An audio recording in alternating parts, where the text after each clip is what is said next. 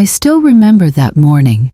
The sun pouring through the kitchen window, the smell of coffee, and the warmth in my chest as I dialed my son's number. I just wanted to know one simple thing. When's the big day, sweetheart? I imagined laughter on the other end, maybe excitement, maybe tears of joy. Instead, his wife's voice answered, calm and sweet, too sweet. Oh, Mrs. Klein, we got married yesterday. And just like that, the world went quiet. My hands froze on the counter. The wedding dress hanging in my closet suddenly looked like a cruel joke. That one sentence, soft, polite, almost cheerful, broke something inside me that day. Before we begin this story, take a moment to breathe. Because what you're about to hear isn't just mine. It could be any parent's heartbreak.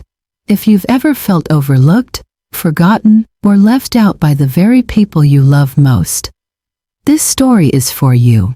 Tell me in the comments where you're watching from.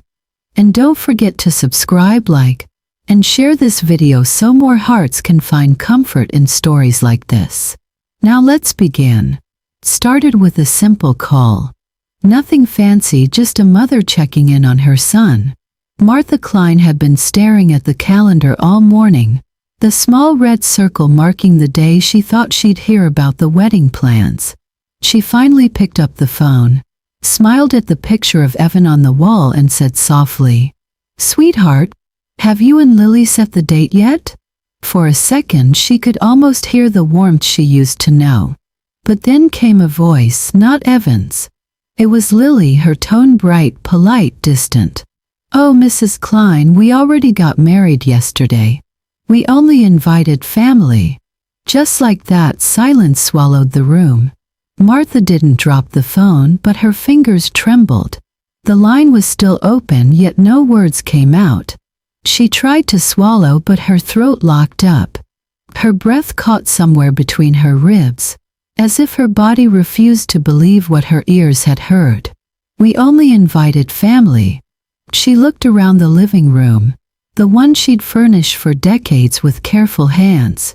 Every piece of furniture had a story. The wooden coffee table her husband built before he passed. The floral couch where she'd rocked Evan when he had the flu at 6 years old. The bookshelf she'd filled with the picture frames of every milestone, birthdays, graduations, the first car she helped him buy. Every memory screamed, family. So why was she suddenly outside of it? The sound of her heartbeat filled the silence. The photo on the wall caught her eye. Evan at 10 years old, missing a front tooth, holding a small trophy. He'd written to Mom, "My biggest fan," in crooked black marker. Now, her grown son couldn't find space for her at his wedding table. She sat down on the couch, her hand still clutching the phone. Her mind raced through every possible reason. Maybe it was a misunderstanding, maybe the ceremony was small, maybe. No. She replayed the exact tone in Lily's voice. The little pause before family. It wasn't an accident. It was a wall being built. And she was on the outside of it. Her body reacted before her thoughts did. The coldness spread from her fingertips to her chest. Her breathing turned shallow, her mouth dry. She wanted to ask why, but the word refused to leave her throat. The only sound was a small click, the call ending. She sat there, staring at the floral curtains moving gently in the afternoon light. The air felt heavier than usual, almost hostile. For the first time, her own home didn't feel safe. Her eyes drifted toward the bedroom door. Inside, hanging neatly on the closet door, was a pink lace dress. The one she bought months ago after Lily mentioned the wedding would probably be in the spring. She'd stood in front of the mirror that day, smoothing the fabric, thinking maybe she'd wear her hair up. Maybe bring a gift wrapped in gold ribbon. Now that dress felt like a cruel joke. She stood up slowly and walked into the room. The sunlight hit the fabric just right, making it glow faintly. For a second, she imagined walking down the church aisle, seeing her son smile. Then the image shattered. All she saw now was the empty hanger next to it, where her late husband's suit used to be. "Walter," she whispered, her voice barely audible. You'd know what to say. Her late husband had been the strong one. Steady, practical, gentle. He would have known how to steady her shaking hands, how to turn pain into calm. But now all she had was the echo of his absence.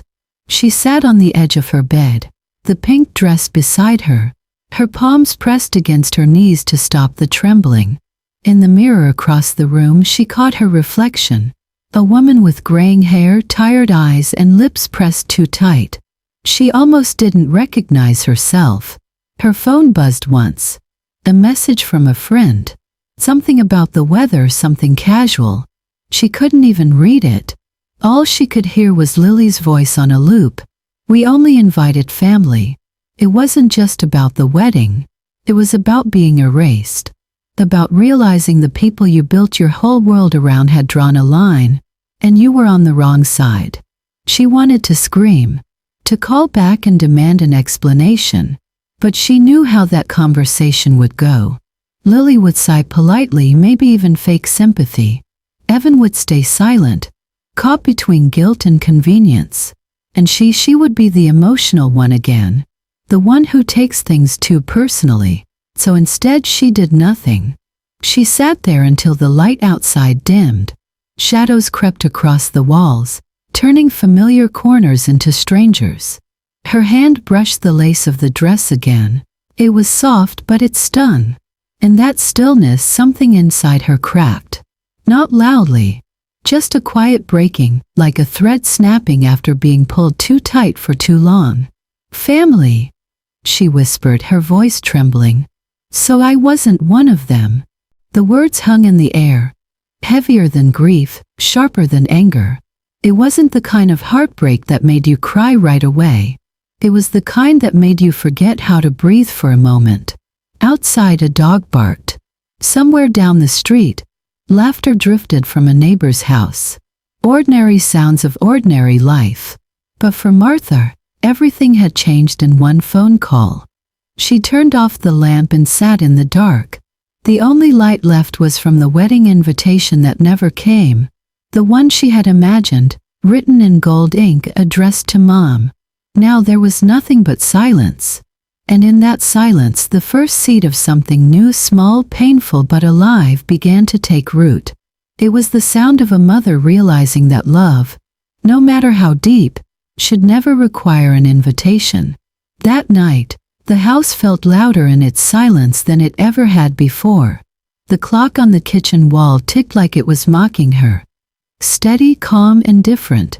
Martha sat at the table, her dinner untouched, a single lamp casting a soft yellow circle over the notebook she'd used for years to track her bills. She used to love this routine, writing down every expense in neat handwriting, adding up numbers like they meant something good, something secure. But tonight those numbers looked different. They looked like receipts for her heartbreak. She flipped through the pages slowly. Rent payments, $600 a month every month for 3 years. Furniture for their apartment. A couch. A refrigerator. Hospital bills. Birthday gifts. Plane tickets. She wrote every detail back then, thinking it was love, thinking it meant she was still needed. Now she added it up. $34,800. She whispered the number out loud just to hear how big it sounded. 34,800. That was her husband's entire savings. The money he left for her. The money she swore she'd use carefully. She could almost hear him saying it in that steady, gentle voice of his. "Promise me you'll take care of yourself, not everyone else." And she had broken that promise, quietly, one check at a time. Her fingers tightened around the pen. She thought about how easily Evan had asked. How casually he'd said things like, "Just until Lily gets back on her feet," or "We'll pay you back next month." There was always a reason, always a little bit of guilt hidden under his words. And she had always said yes. Because that's what mothers do, right? They say yes. Even when it hurts. Even when it costs too much.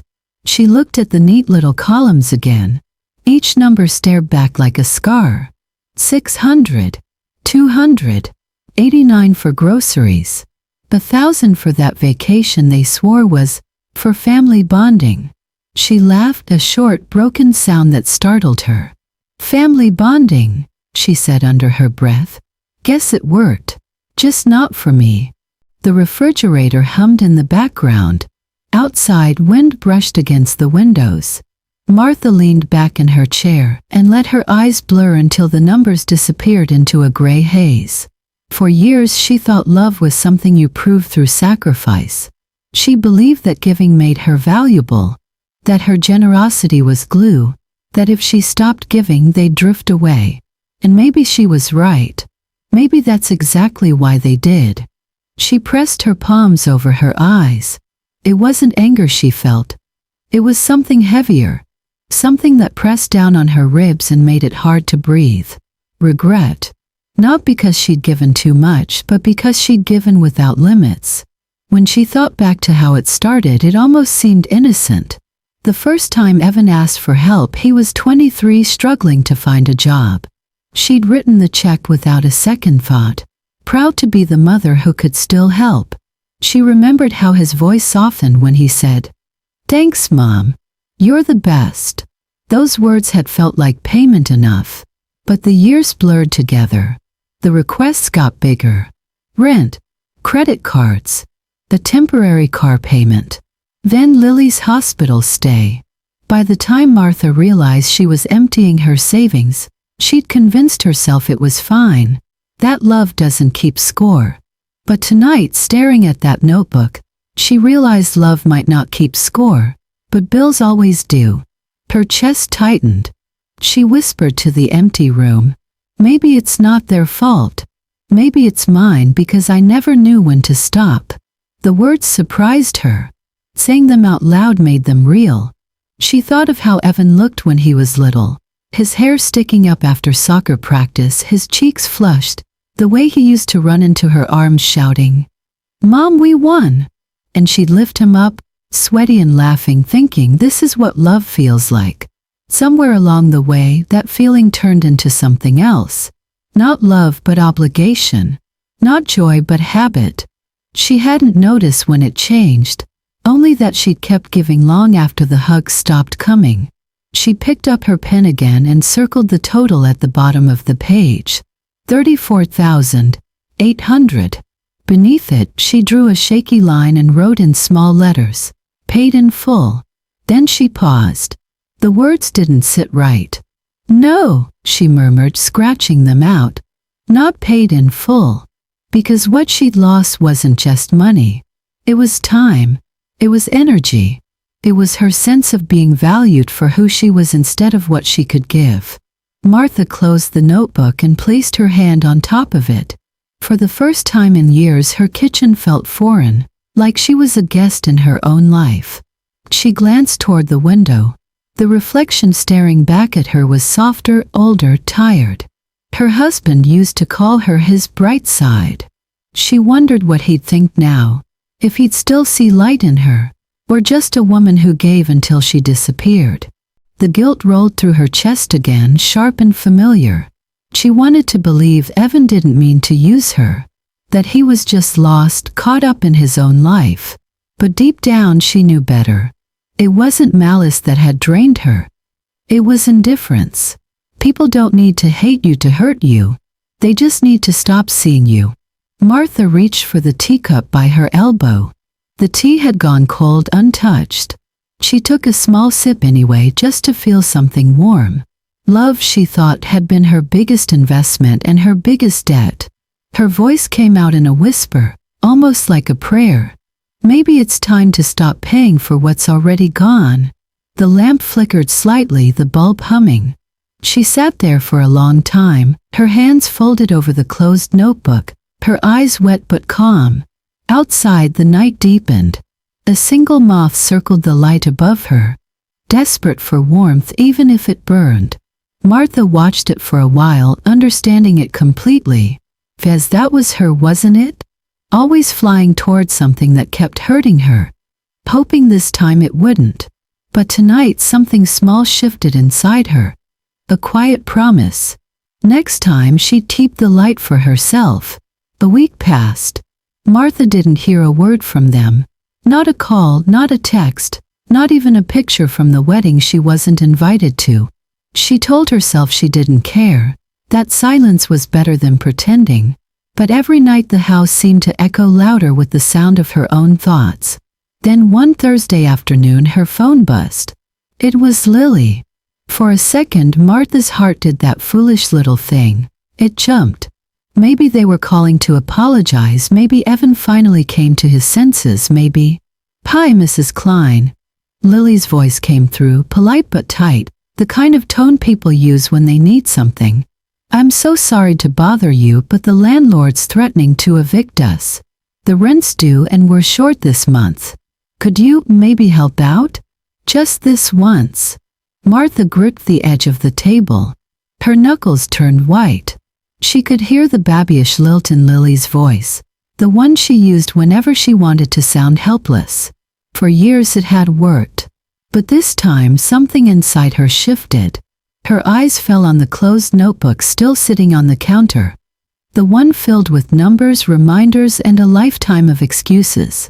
The total, 34,800, flashed in her mind like a neon sign.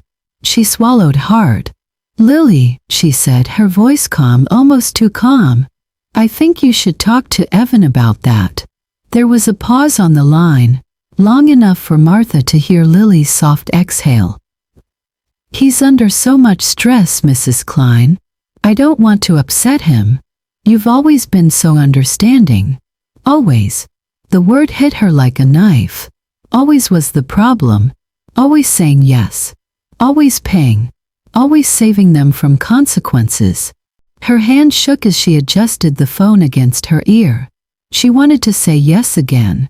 She could feel that instinct rising, the mother's reflex. Just help them one more time. But another voice, quieter but steadier, spoke up inside her. "If you keep rescuing them, they'll never remember how to swim." Her breath came out shaky. "I'm sorry, dear," she said finally. Her own voice surprised her. It sounded unfamiliar, older, colder. "I only help family. And apparently, I'm not one." For a moment she thought the call had dropped. There was nothing but silence. No protest, no apology. Just a dead quiet that filled her ears and made her chest tighten. Then came a tiny sound. Lily's sharp inhale, maybe a gasp. But before Martha could be sure, the line went dead. She lowered the phone slowly, her hand trembling. The kitchen was still. The refrigerator hummed faintly in the corner, and the clock ticked on, indifferent to what had just happened. She set the phone down on the table and pressed her palms together, staring at the faint wrinkles across her skin. It had taken her 69 years to say that one word, no, and it felt like both freedom and heartbreak. Her body didn't know how to handle it. Her chest thudded too fast, her fingers still tingled, and her breath came uneven. She had imagined that saying no would feel triumphant, powerful, but instead it felt like betrayal. Betrayal against everything she'd been taught a mother should be. Her husband used to tease her, saying she could never say no to anyone, not even door-to-door salesmen. He wasn't wrong. She used to laugh about it. How she couldn't stand the idea of letting someone down. But tonight there was no laughter left in her. Only a deep, aching confusion. She whispered into the quiet. What kind of mother refuses her own child? Her words floated in the air, unanswered. She stood up, walking to the sink, turning on the faucet just to drown out the silence. Water rushed over her hands, cold and sharp, like it was trying to wash something off her skin that she couldn't name.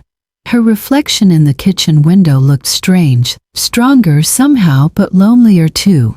She wondered if this was what growing a spine felt like, strength and sorrow side by side. A small part of her hoped Lily would call back, or that Evan would text, angry or desperate. Anything would be better than this nothing. But the phone stayed dark. She sat back down at the table and stared at it for a long time. The minutes crawled. Then the guilt started to creep in, the old familiar ache. Maybe she'd been too harsh. Maybe they were struggling. Maybe she could just send a small amount just to keep them afloat for another month. Her hand hovered over the phone again. Then she stopped herself. No, she thought. Not again. She closed her eyes and took a deep breath, forcing herself to remember the look on Evan's face the last time she'd helped them. The way he'd said, "Thanks, Mom," without looking up from his phone. Gratitude had turned into expectation. Love had turned into currency. She whispered to herself, "If they only remember me when they need money, then they don't remember me at all." The truth of it hurt. It sat heavy in her chest, pressing against her ribs. The car passed outside, headlights flashing briefly through the window. The sound made her flinch. It felt like the world was still moving while she was stuck in the middle of her own storm. She thought of her late husband again, the way he used to say, "You can't fill an ocean with a teaspoon, Martha. Some people's need never ends." She hadn't understood back then. Now she did. The realization came like a slow dawn, painful but steady. It wasn't that her love had failed. It was that she had confused love with rescue. She picked up the phone one last time, not to call but to turn off the ringer. The silence that followed was enormous, almost suffocating. But underneath it, something faintly alive stirred. The beginning. Martha leaned back in her chair, letting out a long, shaky breath. "The silence on that line," she murmured to the empty room, "was louder than any scream." Then she closed her eyes. For the first time in years, she wasn't waiting for the phone to ring. The next morning, the light came through her window before she was ready for it. Martha blinked, half expecting to wake to the sound of her phone buzzing. Another request, another little crisis that wasn't hers to solve. But the house was quiet. For a moment she didn't move. The stillness felt strange, almost suspicious. Then slowly, she pushed herself out of bed and walked toward the bathroom. The mirror met her like an old acquaintance she hadn't seen in years. The woman staring back wasn't new. Same wrinkles, same silver hair pulled back in that careful bun. But the eyes were different. There was no panic behind them. No waiting for someone else's need to define her day. "Good morning, stranger," she whispered, almost smiling. Her reflection didn't answer, but it didn't need to. For the first time in a long time, Martha saw herself as more than a mother, more than a provider. Just herself. In the kitchen, she filled the kettle and reached for her favorite mug. The chipped one with the faded blue flowers her husband had bought decades ago. Normally, she'd check her phone while waiting for the water to boil, scanning for messages from Evan or Lily. This morning she didn't. The silence felt clean. She poured the coffee, black and simple. No second cup, no extra for Evan if he drops by. Just one, perfectly enough for her. As she carried it to the porch, the morning air hit her with a softness she hadn't noticed before. The sun sat low, brushing the tops of the garden leaves with gold. Dew clung to the grass, glittering like tiny apologies from the universe. She hadn't sat out there in years.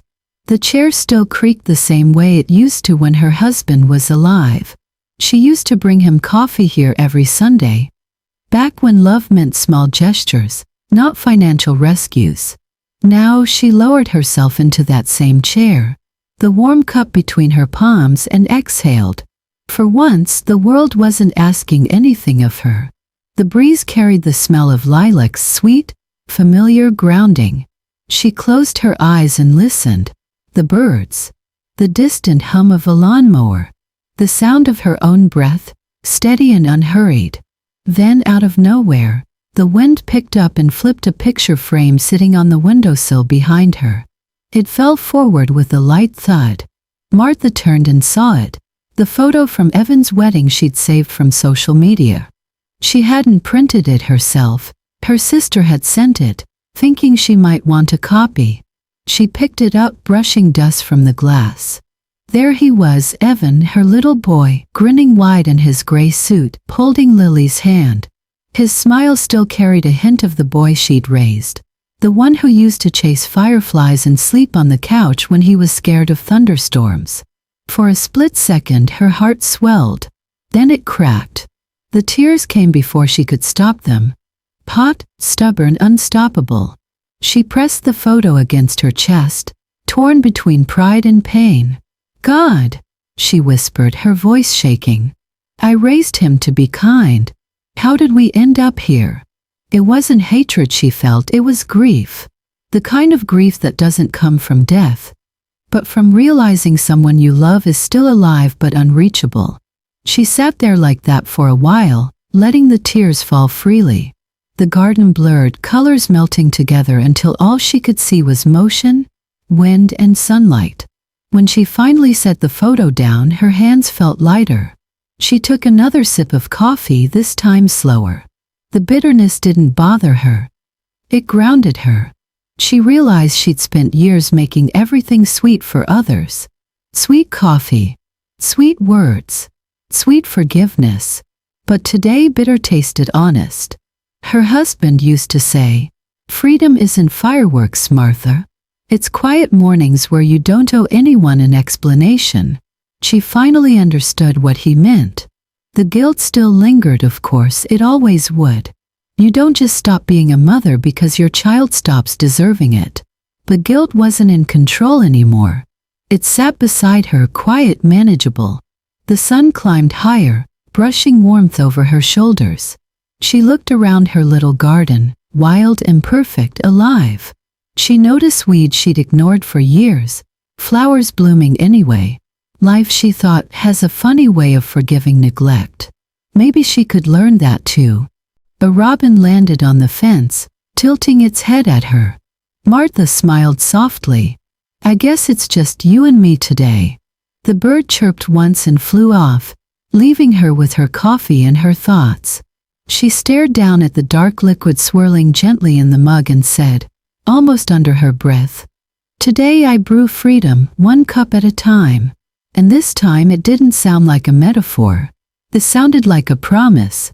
The sun was already low when Martha pulled into the driveway. The first thing she noticed was the unfamiliar car parked in front of her house. The sleek black sedan, too polished, too official looking. Her heart started to thump.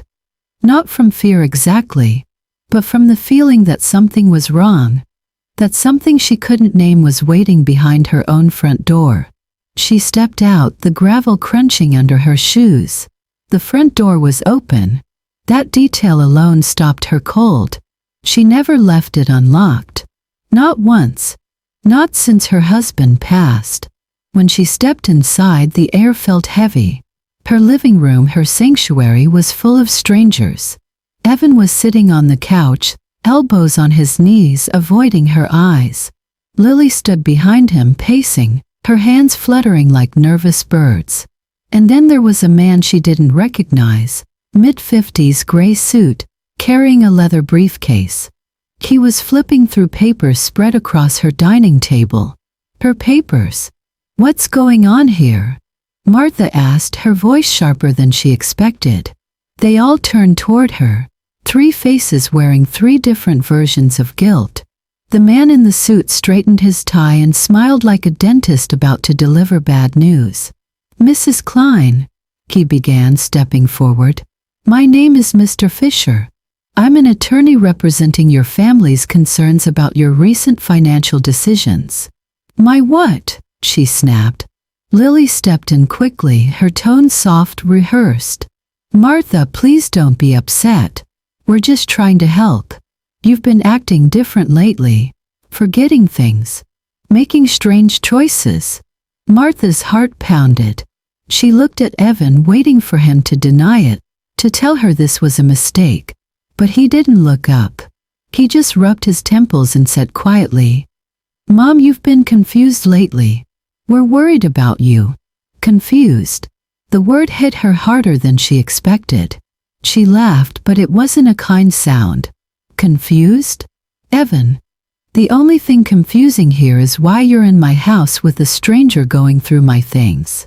Mr. Fisher held up a stack of papers. "Mrs. Klein, we're not here to upset you. This is just a precautionary measure, the power of attorney. It would allow your son and daughter-in-law to help manage your finances, pay your bills, make sure everything is handled properly. It's for your own protection. Martha stared at the papers. For her protection. That phrase, cold patronizing, made her stomach twist. She took a step closer, her eyes fixed on her son. Evan, look at me. He hesitated, then raised his head. His eyes, once full of warmth and boyish light, were flat now. Defensive. Tired. Do you really think I can't take care of myself? She asked. He sighed. Mom, it's not like that. We just don't want you to get taken advantage of. You've been giving away money left and right. You stopped the transfers without telling us. That's not normal behavior. Martha's lips trembled. Not normal? You mean I stopped paying your rent, and suddenly I'm crazy? Lily jumped in, her voice a little too sweet. No one's saying that. We just want what's best for you. Martha looked at her and saw it. The calculation, the tiny flicker of impatience behind the mask.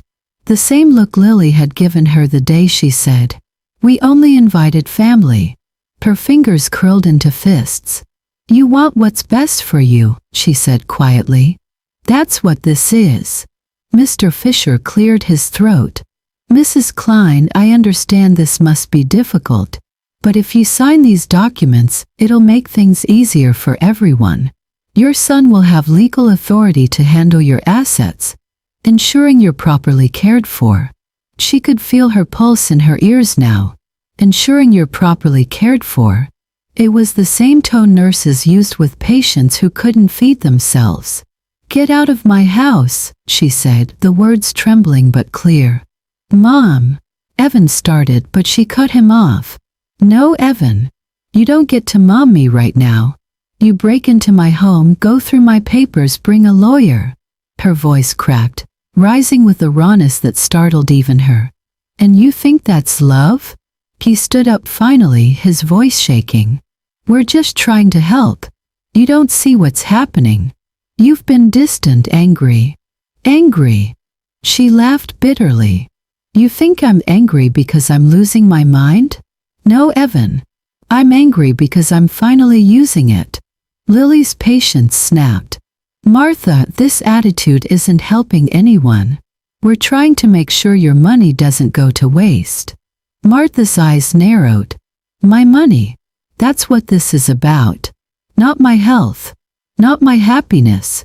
Just my money." For a moment no one spoke. Even Mr. Fisher shifted uncomfortably, his professional mask slipping. Then Martha turned back to her son. Her voice dropped to a whisper. "I used to think love meant giving everything. I thought if I gave enough you'd never forget who I was.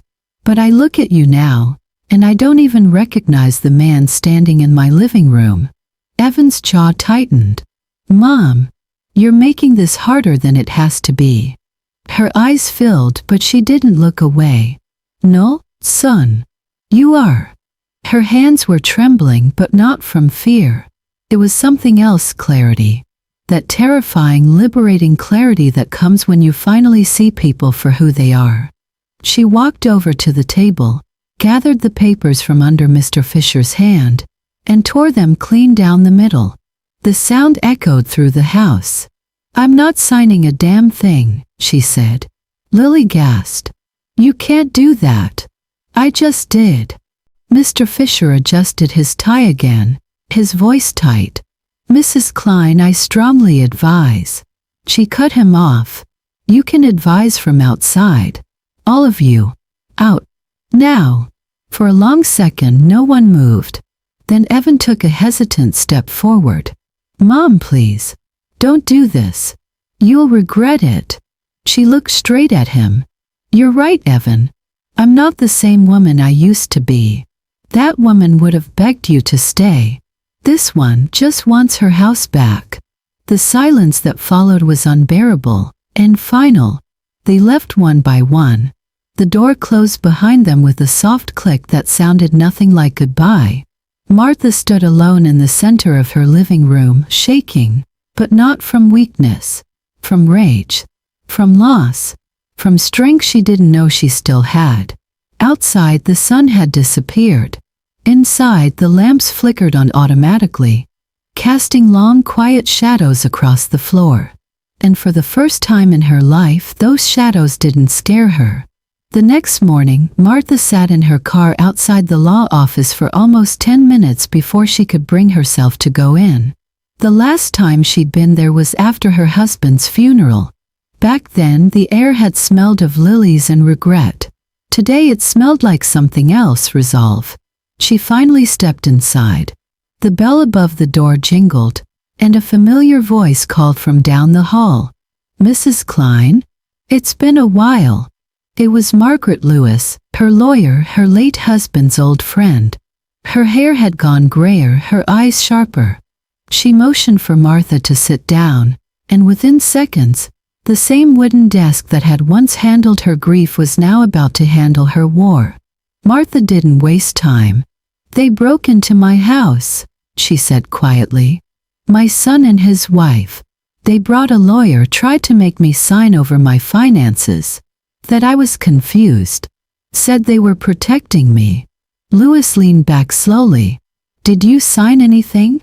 "Not a thing." "Good." There was a long pause. Then Lewis said the words Martha didn't expect to hear. "That's elder financial abuse, Martha. And it's illegal." The phrase hit like a jolt. Elder financial abuse. The kind of thing you read about in brochures at the doctor's office, not something you imagine your own child doing. Lewis slid a folder across the desk. "We're going to make sure you're protected. From now on, no one touches your accounts but you. We'll freeze any joint access, update your will, and install monitoring. You'll also need new locks front and back. And cameras just in case." Martha's hands twitched slightly in her lap. "That sounds like a lot." Lewis smiled softly. "So is rebuilding your freedom." For the first time in days, Martha laughed. A low, shaky sound. It felt strange, almost foreign, to hear herself sounding alive again. They started with the paperwork. Each document came with its own sting. Power of attorney reversal, bank authorizations, legal notices. Martha's hands trembled as she signed. She wasn't used to signing things for herself. For years, every signature had been for someone else. College checks, birthday transfers, bailouts dressed up as kindness.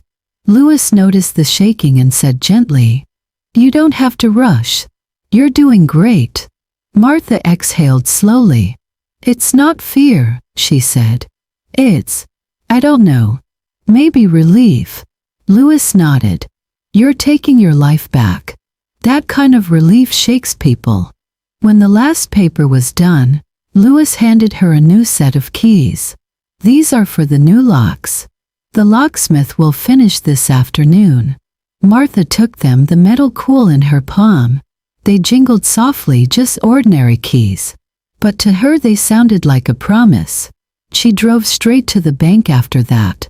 The teller, a young woman with kind eyes, greeted her politely. Martha explained what she needed.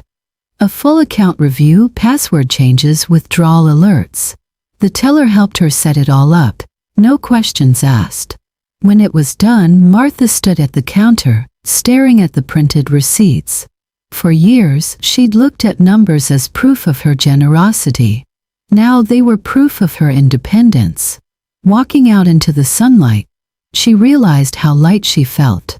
Not happy, not yet, but lighter. Like someone had quietly lifted a stone off her chest. Back home, the locksmith was already there, replacing the deadbolt on her front door. She offered him lemonade, then stopped herself. Her old habit of playing the gracious host. This wasn't a social visit. This was a boundary. By the time the locksmith left, the new locks clicked shut with a satisfying weight. Martha stood there, hand resting on the knob, listening to that firm metallic sound. It was the sound of ownership. She went around the house after that, moving deliberately, like reclaiming territory, one room at a time. She gathered the leftover documents from the day Evan had shown up with his fake lawyer, and fed them into the shredder. The grinding noise filled the kitchen, loud and cleansing. Next, she installed a small camera by the front door. Another near the back porch. Louis had recommended it. Just for safety. But Martha knew it wasn't just safety. It was evidence. Quiet way of saying I see you now. When she was done, she poured herself a glass of water and sat by the window. Her hands were still trembling slightly, but she didn't hide them. They weren't the hands of a victim. They were the hands of someone who had finally decided to stop apologizing for existing. Outside, the afternoon sun stretched long shadows across the yard. She noticed a patch of flowers by the fence. Her husband had planted them years ago. They'd withered for a while, choked by weeds, but now a few green shoots were coming back. She smiled faintly. Life had a way of doing that, growing back where it wasn't supposed to. Her phone buzzed once. An unknown number. She let it ring. No more jumping to answer. No more rescuing people from problems they built themselves. Instead, she reached for her notebook, the same one she used to track expenses, and opened to a new page. At the top, in neat handwriting, she wrote, "Plan for tomorrow." Underneath, she listed 3 things. 1. Call Louis about next steps. 2. Change locks on the garage. 3. Buy paint for the kitchen, something bright. She looked at the list for a while and realized every line was about her. Her phone buzzed again. She flipped it face down and said softly to herself, "They thought they could take my money. They didn't know they were waking up something stronger." She stood, walked to the front door and turned the key just to hear it click again. The sound was quiet, but it carried the weight of a revolution. It started with the knock on the door. A gentle, polite knock. The kind you hear from someone who doesn't want to startle you. Martha opened it and found her neighbor, Eleanor Brooks, standing there with a bunch of lavender wrapped in brown paper. The scent filled the doorway immediately, sweet, clean, familiar. "I thought your house could use a little peace," Eleanor said, smiling softly. Martha almost cried right then. Not because of the flowers, but because someone had thought of her. Not as a burden, not as a wallet, but as a person. She stepped aside. "Come in, Eleanor." They sat at the kitchen table, the same one that had seen too many tears lately. Martha brewed coffee, and for a while, neither of them spoke. They didn't need to. The quiet felt different when shared. Less like loneliness, more like understanding. After a few sips, Eleanor spoke first. "You know," she said, stirring her cup slowly, "my daughter did the same thing to me.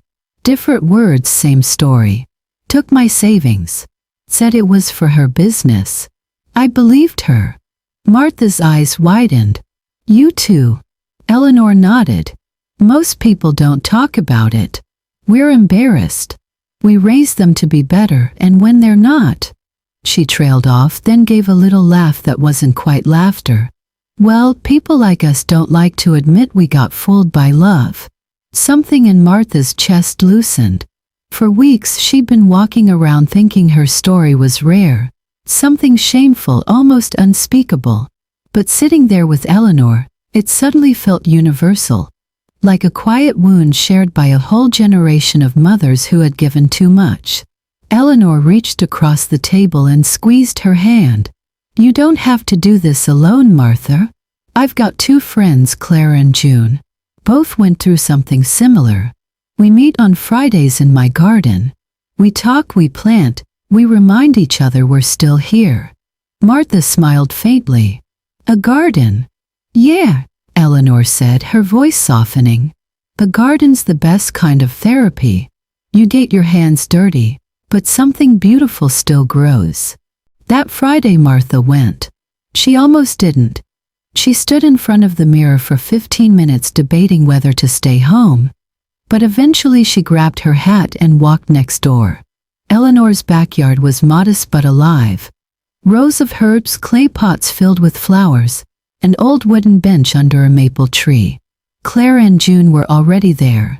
2 women in their 70s, both with the kind of faces that told stories without words. They welcomed her like they'd known her forever. Within an hour, Martha was kneeling in the dirt beside them, helping replant marigolds and thyme. She hadn't realized how much she missed the feeling of soil on her palms. The way it grounded you, made you remember you still belonged to the earth, even when people made you feel disposable. The women talked while they worked, about their children, about betrayal, about rebuilding, but not in bitterness, and humor, even grace. "My son called me last week," June said, her hands busy trimming dead leaves. "Wanted to check on me." Translation: he wanted money. Clara snorted. "Mine sends me texts that say, 'I love you,' every time he's about to ask for something." They all laughed. The kind of laugh that breaks open sadness just enough to let the sunlight in. At one point, Martha looked up from the flower bed and said quietly, "I thought forgiveness meant letting them back in." Eleanor wiped sweat from her forehead. "No, honey. Forgiveness just means they stop living rent-free in your head." Martha smiled, letting those words sink deep into her heart like water soaking into soil. Around mid-afternoon, the back gate creaked open and a young girl, maybe 10 years old, peeked through. She had a messy braid, grass-stained knees, and the open face of someone who still believed in goodness. "Grandma," she called, running toward Eleanor. "I finished my homework. Can I help?" Eleanor kissed the top of her head. "Of course you can, baby. Go grab the watering can." The little girl, Emily, hurried over, nearly tripping on a hose, and giggled as she poured water onto the new flowers. Some splashed on Martha's shoes. Emily gasped. "Oh no. I'm so sorry." Martha laughed, a real laugh this time. "It's fine, sweetheart. The flowers needed it more than I did." Emily grinned, and something about her innocence, the way she cared so deeply about such a small mistake, hit Martha in a place she didn't know was still tender. It was proof that goodness hadn't disappeared from the world. It just skipped a generation sometimes. Eleanor watched them and said softly, "That's my granddaughter. She's the reason I started this garden. I figured if we can grow new plants from broken roots, maybe we can grow new hope too." By evening, the four women sat together on the porch, sipping lemonade while the sky turned pink. The air smelled of lavender and soil. Someone put on an old radio song, something from the 70s, and for a while they just listened. No one rushed to fill the silence. It was the kind of quiet that felt earned. Martha looked around at the women beside her, their wrinkled hands, their gentle laughter, the way they carried both pain and peace in equal measure, and thought, this is what family looks like when blood fails you. As the sun dipped below the fence line, Emily came running back, holding up a tiny sprout she'd planted earlier. "Look," she said proudly. "It's growing already." Martha smiled, blinking back tears. "It sure is, sweetheart." The little girl beamed, then ran off chasing fireflies while the women watched her, their faces soft in the fading light. Eleanor broke the silence. "You know, Martha, the first time we laughed out here I felt guilty, like we weren't supposed to be happy after everything. But now I think laughter is just another kind of healing." Martha nodded slowly. "Yeah, for the first time in years it doesn't feel like betrayal. It feels like forgiveness." And in that garden full of survivors, the laughter rose again, gentle, strong, and utterly alive. The courtroom was colder than Martha expected. The air conditioner hummed above her head, loud enough to fill the silence between heartbeats. She sat at the plaintiff's table, her hands clasped so tightly in her lap that her knuckles had turned white. Across the room at the defense table sat her son, her only son, Evan Klein, the boy she'd raised on casseroles, late-night study sessions, and borrowed faith. He was wearing a gray suit now, his hair slicked back like a stranger's. Beside him sat Lily, perfect posture, calm expression, her hand resting possessively on his arm. When the judge entered, everyone rose. Martha's knees trembled, but she stood anyway. Not out of respect for the court, out of habit. A lifetime of following rules doesn't disappear overnight. The bailiff called the case. Evan Klein versus Martha Klein. Petition for guardianship. The words made her stomach turn. Guardianship. As if she were a child. As if her mind had turned to fog. Evan's lawyer, the young man with too much confidence and too little soul, stepped forward. "Your Honor," he began, "my client is deeply concerned for his mother's well-being. Over the past year, she has displayed erratic behavior, confusion with finances, and susceptibility to manipulation. We have medical testimony to support this." Martha glanced at her own lawyer, Margaret Lewis, who gave her a steady nod. "Let them talk," her eyes said. "We're ready." Evan's attorney continued, calling the first witness, the so-called doctor who barely looked old enough to rent a car. He spoke in smooth, rehearsed sentences. "Based on my evaluation, Mrs. Klein exhibits mild cognitive decline, poor judgment, and an inability to manage her personal affairs." Lewis leaned over and whispered, "He's not even licensed in this state." Martha's heart pounded. She wanted to stand up and shout, "You don't even know me." But she stayed still. She'd learned that silence, when chosen, can be power. Next came a neighbor Martha barely knew. A woman Lily must have coaxed into testifying. "I've seen her outside talking to herself," the woman said nervously. "Sometimes she forgets to take in her mail." The courtroom murmured. Martha's chest tightened. Talking to herself? She'd been singing to her late husband while watering the flowers. When it was finally Lewis's turn, she rose slowly, the calm storm in a gray blazer. "Your Honor, we have reason to believe this case is not about mental health. It's about money." She walked toward the evidence table and placed a small stack of documents before the judge. Exhibit A. Mrs. Klein's expense records, meticulously kept for over 15 years. Every bill, every receipt, perfectly organized. Exhibit B. Security footage from her home camera system, showing that the petitioner and his wife entered without permission. And Exhibit C. A certified letter confirming this so-called doctor's suspension for falsifying reports. The young lawyer's smirk faltered. Lewis continued, her voice cutting through the room like glass.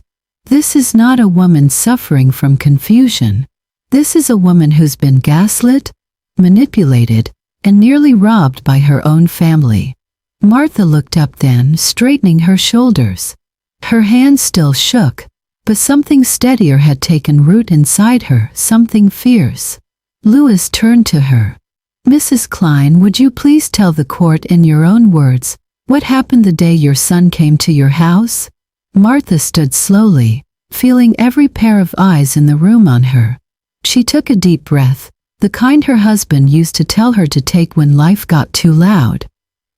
"He came into my home," she said softly, "with the lawyer. Told me I was confused. Tried to make me sign papers so they could control my money. The same money I worked for, saved for, and used to help him through school, through hard times, through everything." Her voice broke for a second, but she didn't stop. "I may forget where I put my keys, but I haven't forgotten who I am. And I know the difference between love and greed." The judge leaned forward, studying her. The courtroom was silent now, except for the soft hum of the air vents. Across the room, Martha finally looked at Evan. Really looked. For the first time since the trial began, he met her gaze. And there it was, just for a heartbeat, something human. Guilt. Maybe even shame. His mouth tightened, his eyes flickered down. For a brief, impossible second, Martha saw her boy again. The one who used to draw her crayon cards that said, "You're the best, Mom." But then Lily placed her hand on his arm, squeezing lightly. Evan blinked, turned away, and just like that, the boy was gone again. Lewis caught the moment too, but said nothing. Some truths are too fragile to speak aloud. Evan's lawyer tried to recover, stammering about emotional manipulation. But the damage was done. The judge's expression had changed. Lewis approached the bench one last time. "Your Honor," she said quietly, "this is not about confusion. It's about control. It's about a son who mistook his mother's generosity for weakness." Then she turned to face the courtroom, her voice rising just enough.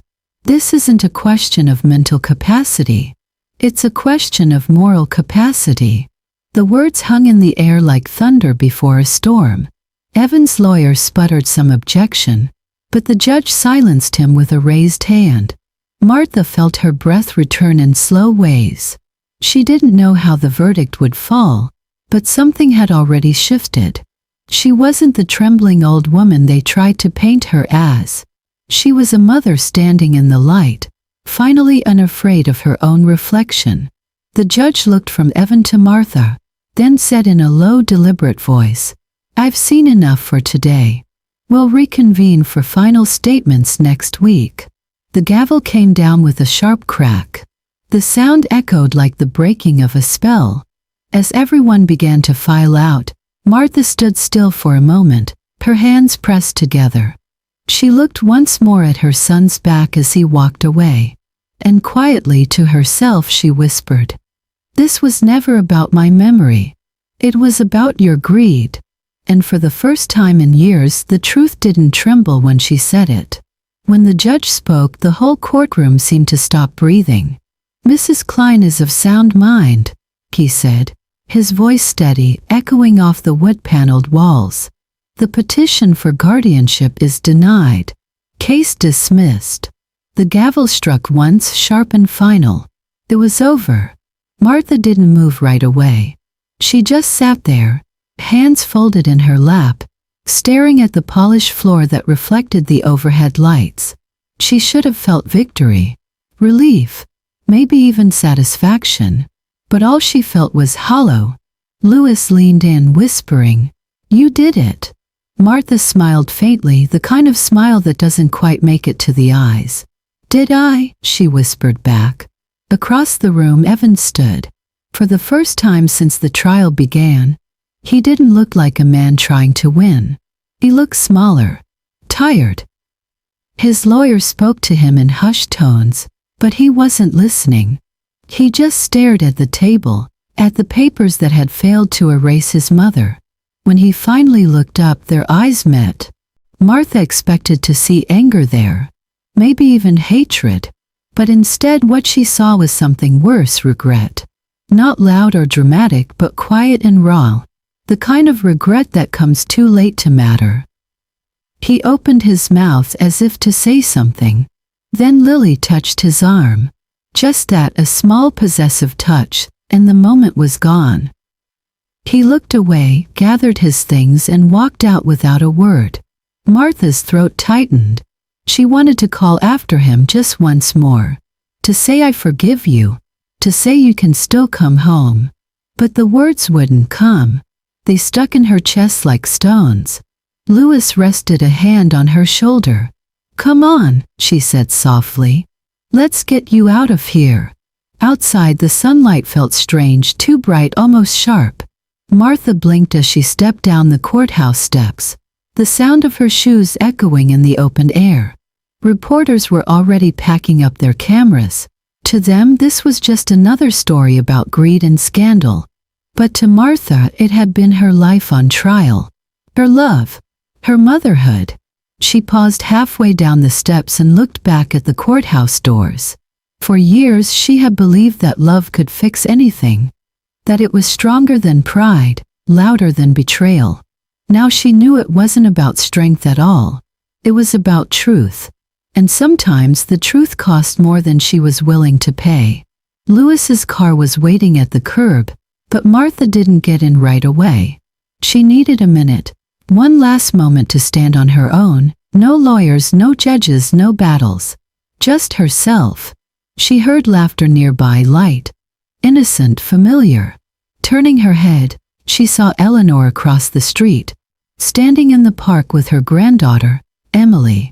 The little girl was spinning in circles, her hair catching the sunlight, her hands full of wildflowers. Eleanor laughed and reached out, steadying her before she fell. Martha watched them, her eyes softening. 2 generations, one teaching love, one learning it, standing there in a world that had tried to forget how simple kindness could be. Louis noticed her gaze and smiled. "That's a better view than the courtroom, huh?" Martha nodded.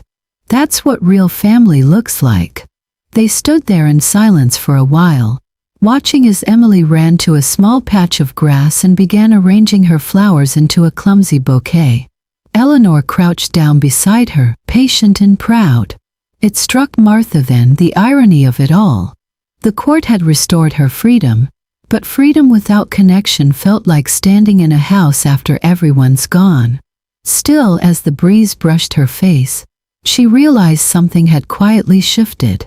For the first time in a long while, she wasn't waiting for someone else's approval. She turned to Louis. "Do you think people ever change?" Louis looked thoughtful. "Sometimes, but usually only when they lose something they thought they owned forever." Martha nodded. "Then maybe it's his turn to change." As they walked to the car, she slipped her hand into her purse and pulled out her keys, the new ones, the ones that fit only her doors. The metal glinted in the sunlight, cool and solid in her palm. "Funny," she said softly, almost to herself. "For months I thought I was losing everything, my son, my money, my mind. But maybe I was just losing the version of myself who kept trying to be enough for everyone else." Louis smiled quietly. "That sounds a lot like winning to me." They reached the car, and Martha turned for one last look.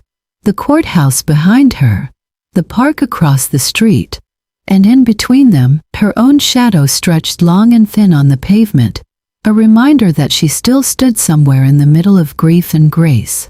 Eleanor waved from across the park, holding up a bundle of lavender. Martha waved back, smiling through tears she didn't bother to hide. When she finally spoke, her voice was low but certain.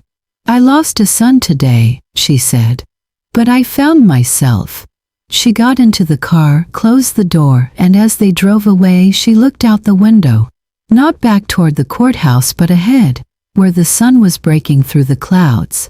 The world looked harsh and beautiful and wide open, and for the first time in years she didn't feel small inside it.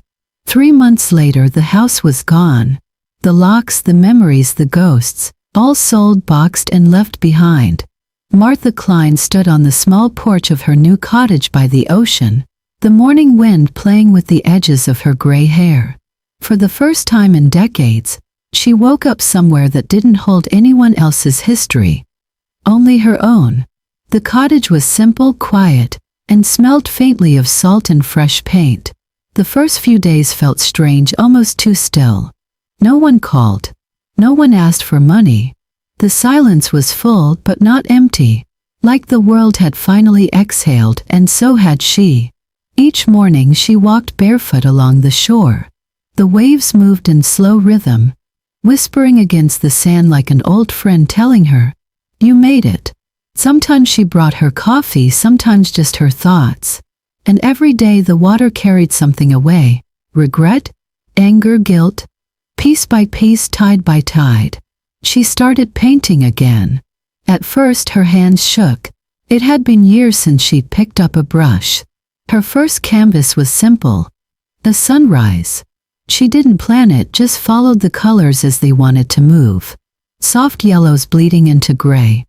The line of blue that didn't quite stay straight. When she finished, she stepped back and smiled. It wasn't perfect.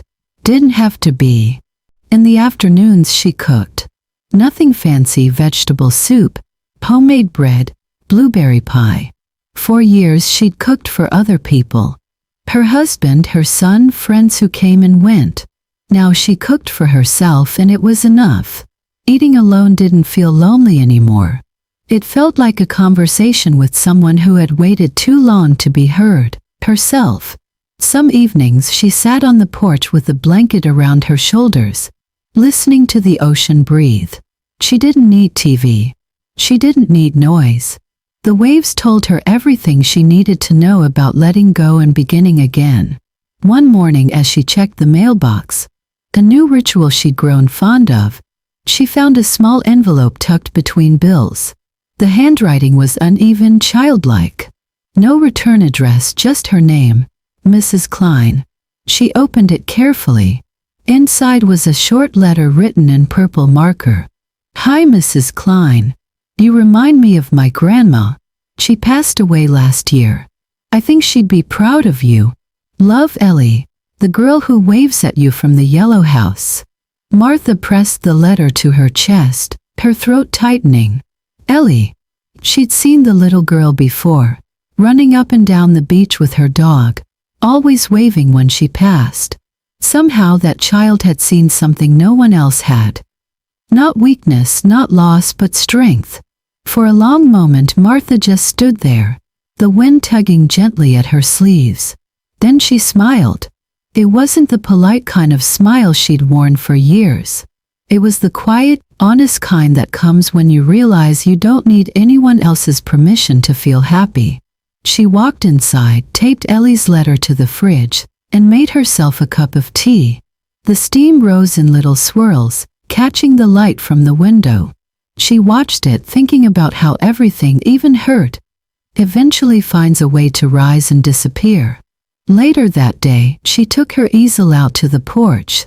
The sky was wide and cloudless, the water shining like glass.